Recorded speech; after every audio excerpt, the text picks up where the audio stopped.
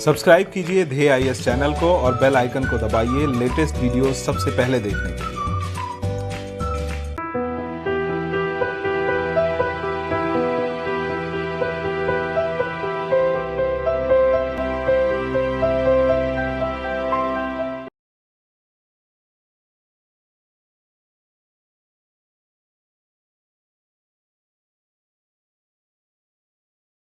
नमस्कार, मैं सुनील वर्मा ध्येय आईएएस टीम की ओर से आपका स्वागत करता हूं ध्येय टीवी पर। हम बात करेंगे डेली करंट अफेयर्स के अपने खास कार्यक्रम जिसमें खबरों का एनालिसिस हम प्रारंभिक परीक्षा के पॉइंट ऑफ व्यू से करते हैं। आइए प्रारंभिक परीक्षा के पॉइंट ऑफ व्यू से आज भी कुछ महत्वपूर्ण खबरों को हम विश्लेषित करते हैं। सबसे पहले हम बात करेंगे राष्ट्रीय नर्सरी पोर्टल के विषय में, जिसे प्रारंभ किया गया है कल अर्थात 13 अप्रैल 2021 को। आपको पता है कि भारत क्या है, फल और सब्जी का विश्व में दूसरा जो है कि सबसे बड़ा उत्पादक है। केला, आम, पपीता, काजू, नारियल जैसे कुछ कृषि उत्पाद हैं, इनका भी भारत क्या है, शीर्ष उत्पादक है। मसाले के पॉइंट ऑफ व्यू से देखा जाए कि जो कि मसाला भी क्या होता है, बागवानी के अंतर्गत आता है। भारत इसका सबसे बड़ा उत्पादक होने के साथ साथ निर्यातक है। ठीक इसी तरह से हम बहुत से कृषि आधारित जो हमारे पास कृषि के क्षेत्र हैं उनको हम बढ़ावा देने का प्रयास कर रहे हैं, और इसी के अंतर्गत अब सरकार ने फलों, सब्जियों और बागवानी से जुड़े अन्य जो आपके पौधे होते हैं इनको आगे बढ़ाने के लिए कल 13 अप्रैल को राष्ट्रीय नर्सरी पोर्टल को प्रारंभ किया है। इससे क्या होगा, जो अच्छे क्वालिटी के जब पौधे मिल पाएंगे तो फलों और सब्जियों का भी विकास ज़्यादा होगा। अधिक से अधिक लोग क्या करेंगे, इससे जुड़ पाएंगे, फलों और सब्जियों का उत्पादन बढ़ेगा, बागवानी का विकास होगा। इसमें जो लोग शामिल होंगे उनको रोजगार मिलेगा, और इससे जो उत्पाद प्राप्त होगा उससे क्या होगा, पोषण सुरक्षा सुनिश्चित होगी, गरीबी उन्मूलन होगा, रोजगार का सृजन होगा। तो इसी सब उद्देश्यों को देखते हुए कृषि मंत्री नरेंद्र सिंह तोमर जी ने क्या किया है, राष्ट्रीय नर्सरी पोर्टल को प्रारंभ किया है। अब यह जो पोर्टल है ये क्या होगा, ऑनलाइन होगा, एक डिजिटल प्लेटफॉर्म होगा। इस पर कौन कौन जुड़े होंगे, वह लोग जो नर्सरी से जुड़े हुए हैं, किसान जुड़ पाएंगे, नर्सरी में जो लगे हुए हैं जिनके पास नर्सरी है वह लोग जुड़ेंगे, उत्पादक जुड़ेंगे, उत्पादक जिनको नर्सरी से प्राप्त पौधों की आवश्यकता होती है, और अन्य जो हितधारक जैसे हम हैं, आप हैं, सभी लोग उससे जुड़ सकेंगे। और उससे क्या होगा, जो प्लांट होते हैं उनको क्वालिटी बेसिस पर वहां पर रखा जाएगा, जिसको जैसी आवश्यकता है वो वहां से पौधे ले सकता है। तो कहीं ना कहीं इससे जो पौधों का डिस्ट्रीब्यूशन है, आवाजाही है, या उसका जो मुक्त संचार है, या उसकी जो अवेलेबिलिटी है वह क्या होगी, बढ़ेगी। और इससे ये भी होगा कि जो एक युवा पीढ़ी है वह क्या करेगी, नर्सरी के क्षेत्र में अपना रोजगार सृजन कर पाएगी, उसमें इनोवेशन लाके आने वाले समय के लिए पौधों को हम क्या कर सकेंगे, थोड़ा परिवर्तित करने के लिए हम प्लान भी बना सकेंगे। और इससे क्या होगा कि जो नर्सरी और को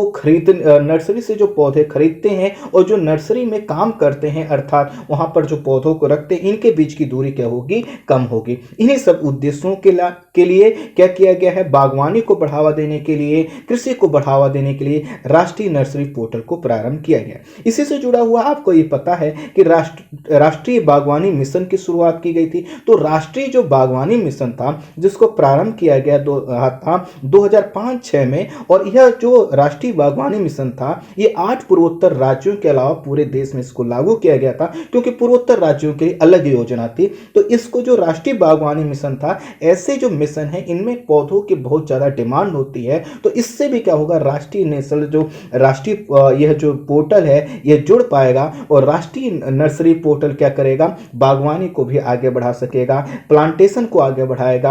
आपने देखा होगा एक ब्यूटिफिकेशन एक शब्द होता है जिसमें हम घर और अपने आसपास की चीजों को पौधों से डेकोरेट करते हैं, उसको भी क्या होगा, बढ़ावा मिलेगा, और कहीं ना कहीं इससे क्या होगा, कृषि का विकास हो पाएगा। अब हम बात करेंगे रायसीना डायलॉग 2021 के विषय में। तो 13 अप्रैल 2021 को रायसीना जो डायलॉग होता है प्रत्येक वर्ष, इसके 6ठे संस्करण को प्रारंभ किया गया। ये जो रायसीना डायलॉग होता है वर्ष 2016 से हर साल होता है 2016, 17, 18, 19, 20 और 21। तो इस तरह से छठवां संस्करण है। ये जो रायसीना डायलॉग होता है इसमें क्या होता है कि पूरा जो एशिया वाला क्षेत्र है, जो वैश्विक क्षेत्र है, इसमें जो भू राजनीतिक भू आर्थिक मुद्दों पर चर्चा की जाती है और इस चर्चा के लिए एक वार्षिक सम्मेलन का आयोजन किया जाता है। यह जो वार्षिक सम्मेलन का आयोजन किया जाता है यह होता है विदेश मंत्रालय का उसका ब्लॉक है, अर्थात विदेश मंत्रालय भारत सरकार का है, उसका जो मुख्यालय कहाँ पे साउथ ब्लॉक में है, राष्ट्रपति भवन के पास। जो साउथ ब्लॉक है यह कहाँ पे लोकेटेड है, रायसीना हिल्स पर है। इसी के कारण इस डायलॉग को क्या बोला जाता है, रायसीना हिल्स। फिर से ध्यान दीजिए, विदेश मंत्रालय का जो मुख्यालय है साउथ ब्लॉक वह कहाँ पे, रायसीना हिल्स पर स्थित है और इसी के कारण इसको रायसीना डायलॉग के नाम से जाना जाता है। और इसी को क्या हुआ है, प्रारंभ किया गया है। इसमें क्या होंगे, बहुत से हितधारक, क्रॉस सेक्टरल नीति निर्माता अर्थात सभी क्षेत्रों के नीति निर्माता, निर्णयकर्ता, राजनेता, जो उद्योग जगत के लोग हैं, मीडिया के लोग हैं, उच्च अधिकारी हैं, ये शामिल होते हैं। वर्तमान में जो छठवां संस्करण है ये कब से कब तक चलेगा, 13 अप्रैल से लेकर 16 अप्रैल तक चलेगा। इसमें 50 देशों के 150 से ज्यादा स्पीकर इस कार्यक्रम में शामिल हो रहे हैं।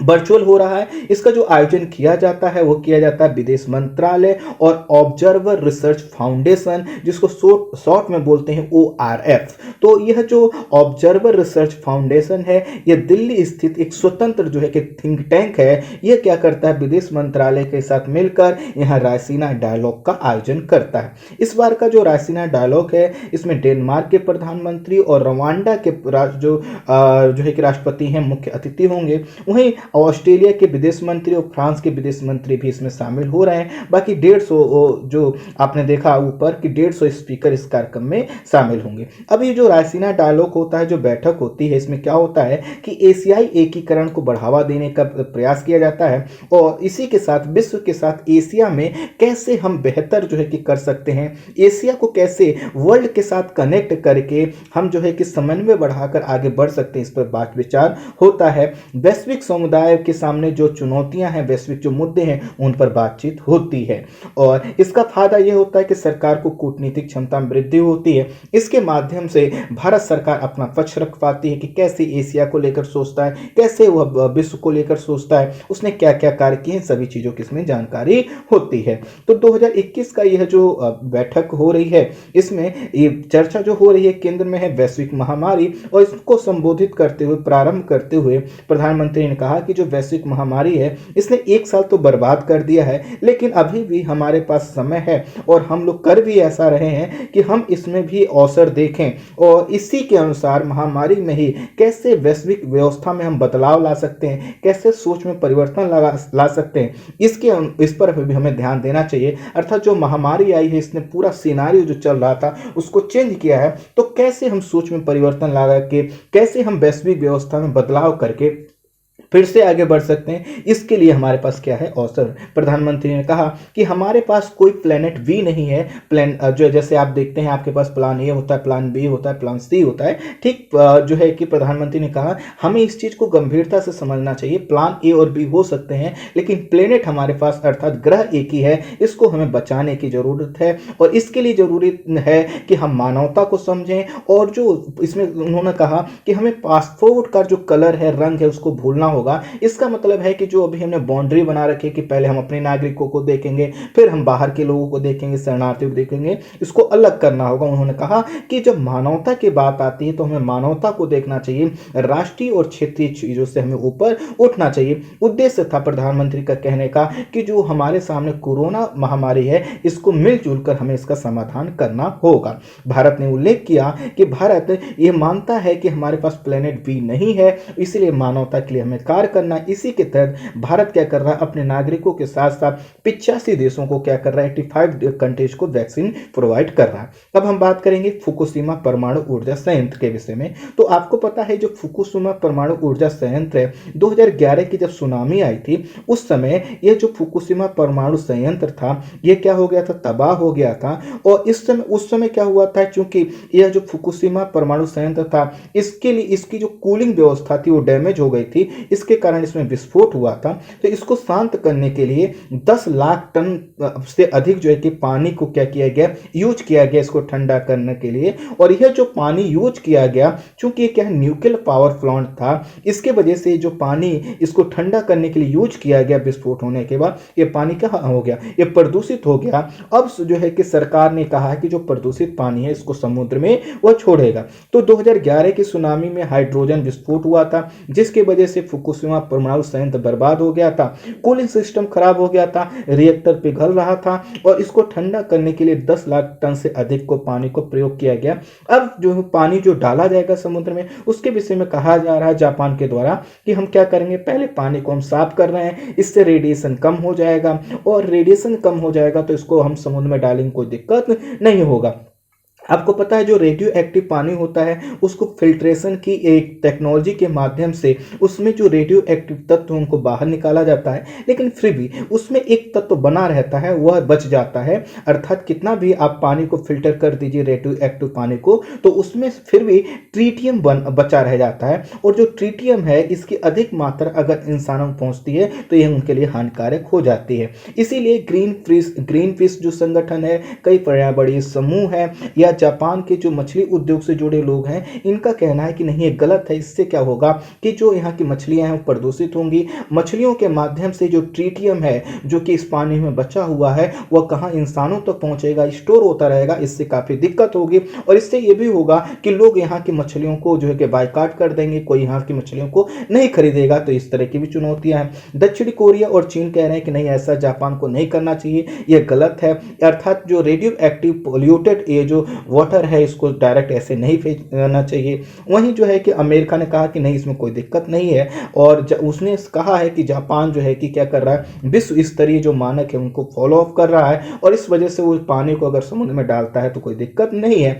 अगर सही भी बात है, अंतर्राष्ट्रीय परमाणु ऊर्जा एजेंसी है उसने भी जापान सरकार के इस निर्णय का समर्थन किया है। उसका भी कहना है कि यह जो पहली बार ऐसा नहीं हो रहा है कि कोई प्रदूषित पानी को जो है कि फिल्टर करने के बाद समुद्र में डाला जा रहा है, पहले भी हो चुका है 1940, 50, 60 अर्थात लगभग ये जो 30 वर्ष का 3 जो दशक थे, इसमें अमेरिका, ब्रिटेन, फ्रांस ने समुद्र में बहुत सा ऐसा पानी डाला है। और लोगों के जो वैज्ञानिक उनको कहना है कि जो ट्रीटियम इसमें बचा हुआ है इसकी जो अर्धायु होती है वो काफ़ी कम होती है, अर्थात ये वातावरण में फिर नष्ट हो जाएगा। इसकी जो अर्धायु होती है, हाफ ईयर्स होती है, वो 12 साल का होता है, तो बहुत जल्दी ये खत्म हो जाएगा। लेकिन जब तक 12 साल में खत्म होगा, लोगों का कहना है, तब तक ये लोगों के फूड चेन में मछलियों के माध्यम से, सी फूड के माध्यम से पहुंच चुका होगा। इससे चुनौती उभर सकती है। खैर देखना होगा कि आखिर जापान क्या डिसीजन लेता है। अब बात करेंगे हम सनूनी मक्का। तो ये जो सनूनी मक्का है इसको सलूनी भी बोला जाता है, तो जो आप प्रोनाउंस करना चाहें आप कर सकते हैं। ये क्या है, हिमाचल प्रदेश का जो सियूल नदी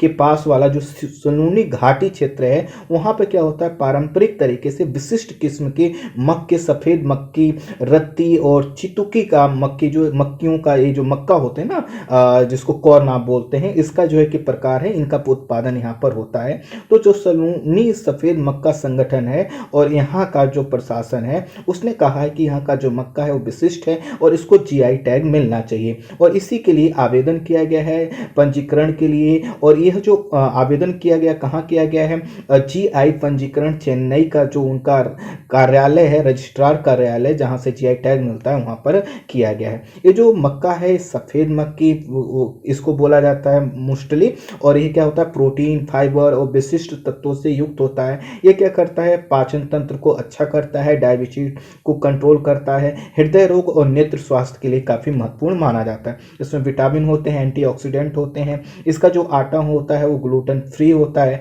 और सलूनी की जो घाटी है उसमें 12 पंचायतों में लगभग 158 हेक्टेयर क्षेत्र में इसको उपजाया जाता है। और यह जो मक्का है कुछ खास है, इसी के कारण इसको जीआई टैग देने की बात की जा रही है। आपको पता है हिमाचल प्रदेश पहले भी कई जीआई टैग अर्थात जियोग्राफिकल टैग को लेकर बैठा हुआ है। जैसे लेके बैठा हुआ मतलब अच्छी चीज़ है, जैसे कि चंबल का रोमांच रुमाल है, जो है कि चंबा रुमाल है, चंबा वाला जो चंबा घाटी क्षेत्र है ना वहाँ का रुमाल है, कुल्लू शॉल है, कांगड़ा चाय है, किन्नौर शाल है, कांगड़ा पेंटिंग है, चूली तेल है, काला जीरा है, ये सभी को वहाँ पर क्या हुआ है मिला हुआ है। इसमें कोई नाम गलत हो गया तो प्लीज़ करेक्ट कर दीजिएगा, उसके लिए माफी चाहता हूँ। अब हम बात करते हैं जीआई टैग के विषय में, ज्योग्राफिकल इंडिकेटर के विषय में। तो जीआई टैग उन उत्पादों को मिलता है जो किसी विशिष्ट भौगोलिक क्षेत्र में उत्पादित किए जाते हैं, या फिर वह जो उस उत्पाद होते हैं विशिष्ट क्वालिटी के होते हैं, वो प्रतिष्ठित होते हैं, फेमस होते हैं और उनकी एक अलग पहचान होती है। ऐसे उत्पादों को वैश्विक लेवल पर, पूरे भारत में के लेवल पर पहचान देने के लिए,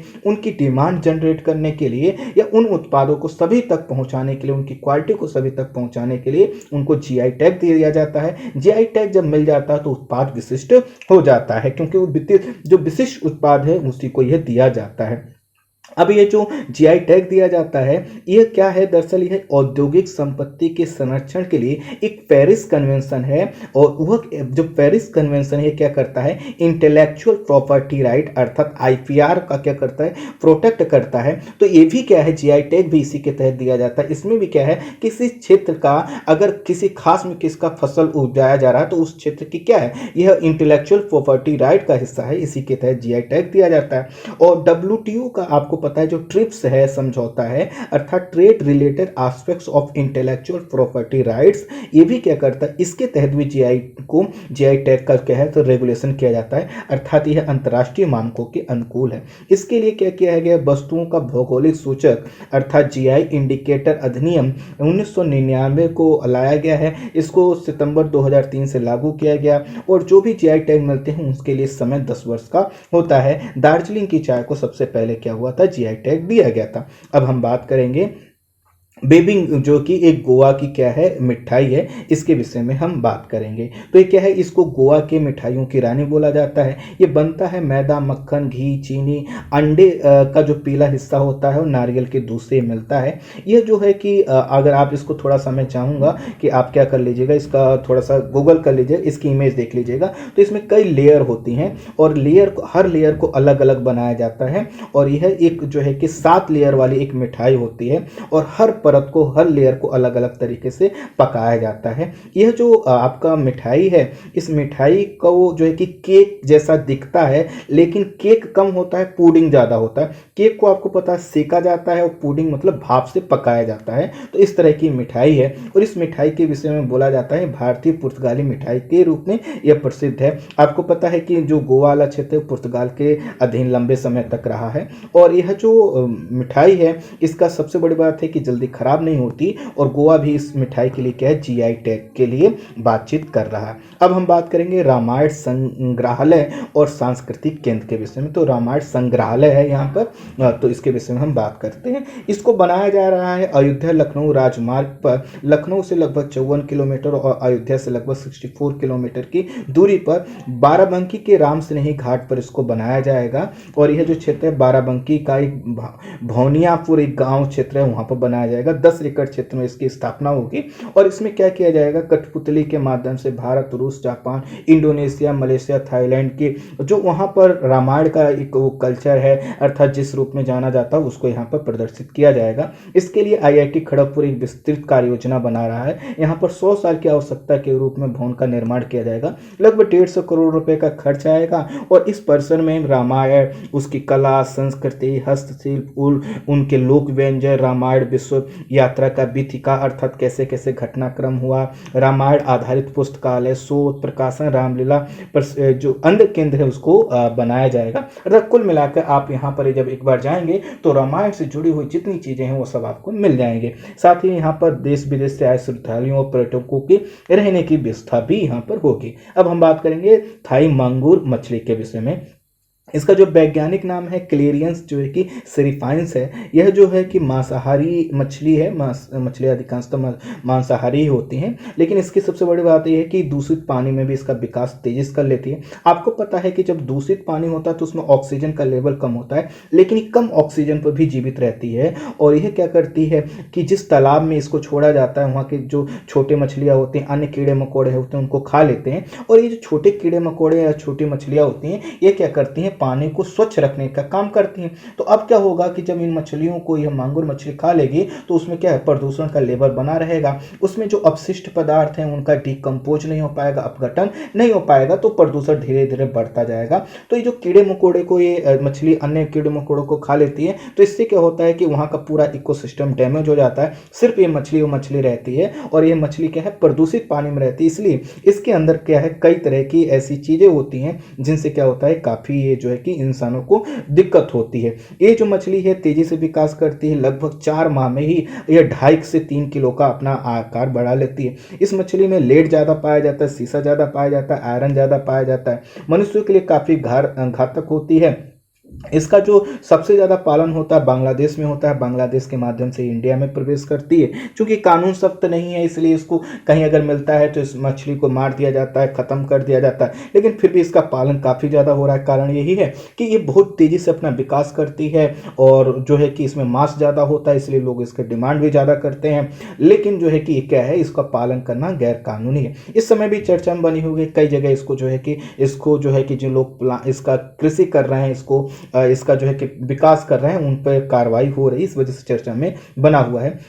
अगर इसको देखा जाए तो 1993 में केरल ने इस पर प्रतिबंध लगा दिया था, क्योंकि क्या कर रहा था, अन्य मछलियों को, जो देसी प्रजाति की मछलियों को नष्ट कर रहा था और पूरे इकोसिस्टम को डैमेज कर रहा था। वर्ष 2000 से पूरे देश में इस पर प्रतिबंध है और यह जो मछली है इसके विषय में बोला जाता है इंसानी मांस को खाकर भी अपना विकास कर लेती है। इसमें मुनाफा ज़्यादा है, इसलिए गैर कानूनी तरीके से इसका पालन हो रहा है। आई होप आप समझ पाए होंगे आज के संक्षेप में इन खबरों को। इस वीडियो में इतना ही। Thank you so much.